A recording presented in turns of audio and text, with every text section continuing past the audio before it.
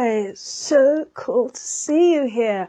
This is the last video that we're doing in Pride Month, so I'm wearing my hat, ally hat, and we are talking about a super cool writer who I've only just read.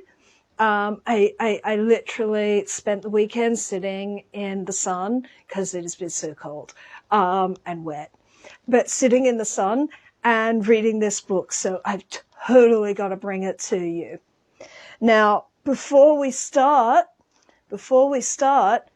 I have, as you all remember, we have our shop.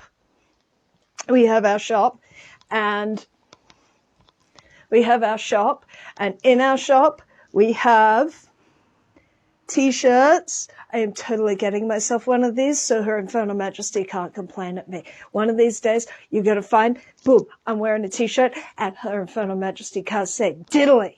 But haven't got one yet. And she'll scream at me. So t-shirts, you really should get them. They're so cool.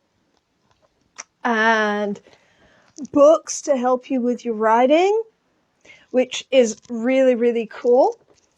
And books to fill in time. Now, this one is available in paperback now, so that's really cool.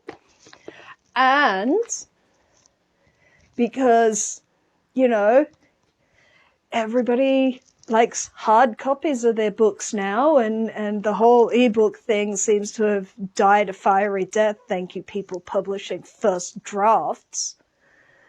Yeah. It's poison the well.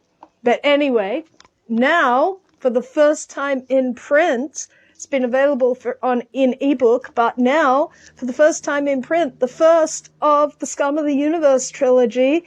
You will totally love this if you like things like Hitchhiker's Guide to the Galaxy, you like Red Dwarf, you like Futurama, you like the Orville, you like Rick and Morty. You will totally love this book. It is so cool.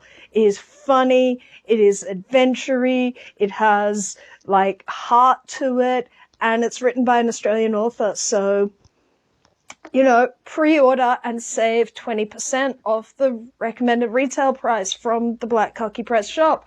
If you don't pre-order it, you just order it once it's released, you'll save 10%. So still worth coming across to the shop, man.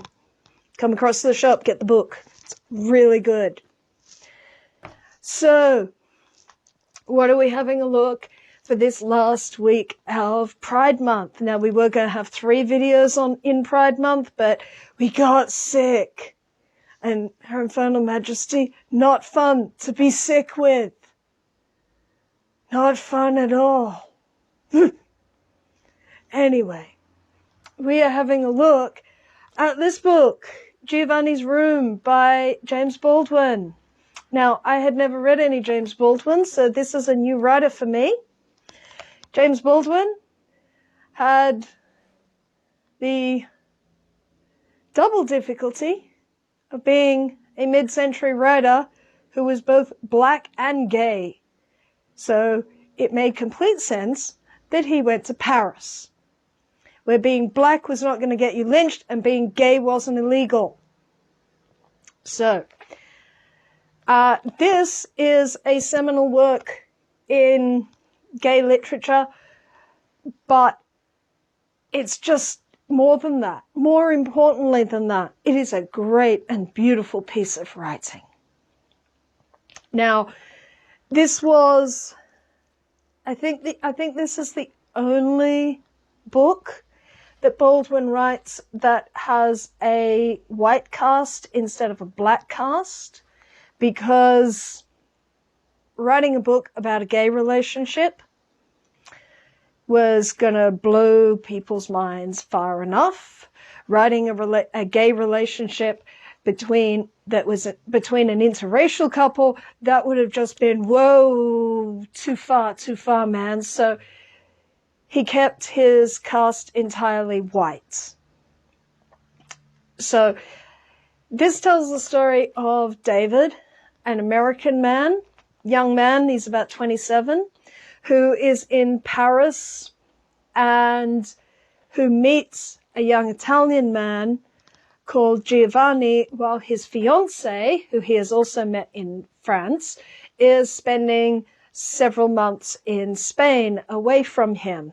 Giovanni, a young Italian man who's working as behind the bar in a gay bar run by Guillaume. And David and his friend Jacques. David and his friend Jacques go to Guillaume's bar, which is a gay bar, and David meets Giovanni. He is fairly recently arrived in Paris himself, and he and David begin a love affair. Now, David is incapable of being the kind of partner that Giovanni needs. And ultimately, he's also incapable of being the kind of partner that his fiancée needs. He is, and this is really the core of the book, the fact that this love triangle consists of a potential same-sex relationship and a potential heteronormative relationship is somewhat incidental to the plot. It is a story about the fact that David is incapable of loving freely because David is crippled by shame.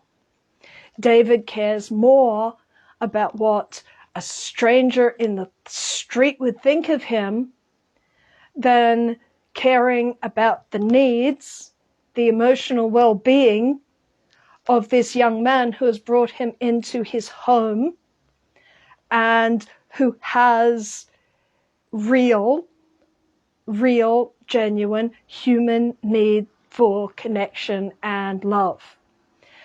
And so this means that David, who is incapable of seeing himself, who has a certain level of internalized homophobia himself because of you see that in the way that he talks about the other men in the bar, in Guillaume's bar.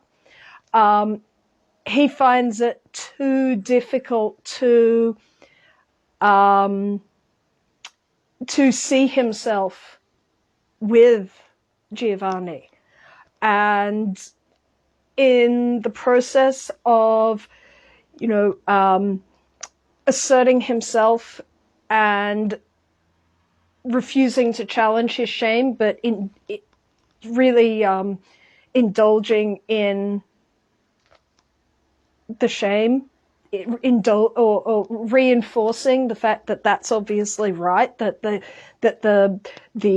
opinions of others, the opinions of people who he will never meet, who no one will notice, who will see him in the street and then disregard him, who will never remember him, are far more important to him than the needs of this person who genuinely cares about him, genuinely loves him. And so when he abandons him, this ends tragically, which one can rather predict as you're reading it. It makes no particular, it doesn't hide the fact of what is going to happen at the end. You know that that's coming. It is a meditation on how it got to this point and his shame about that, which he then has to live with for the rest of his life, that he is essentially, he has responsibility for the death of this young man.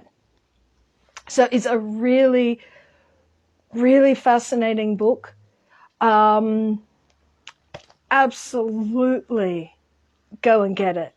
Pride Week or not Pride, or Pride Month or not Pride Month, go and find this book, go and read it. The language is gorgeous. The language is absolutely gorgeous. I will most certainly be finding and reading more James Baldwin. I have some essays that I will read, but I definitely would be looking at more of his fiction. He has a great mastery of language. It's beautiful writing, and actually, if you want to get a sense of what he's like as a writer, there are a lot of clips on YouTube that are him speaking and giving interviews. He's a very intelligent, erudite man. In fact, if you go onto SBS, there is an excellent, I think it's a French, I think it's a French documentary. If you are elsewhere, try and find it.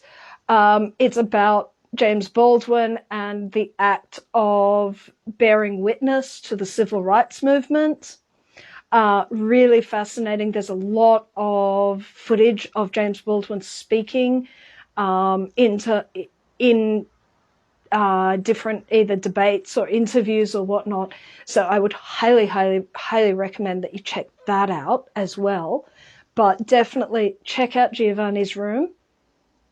I hope people have had a wonderful Pride Month, and I'll see you again later. So peace. If you would like to support this channel, come across to the Black Cockie Press website, www.blackcockiepress.com.au, where you will find books and other writing services to help with your writing.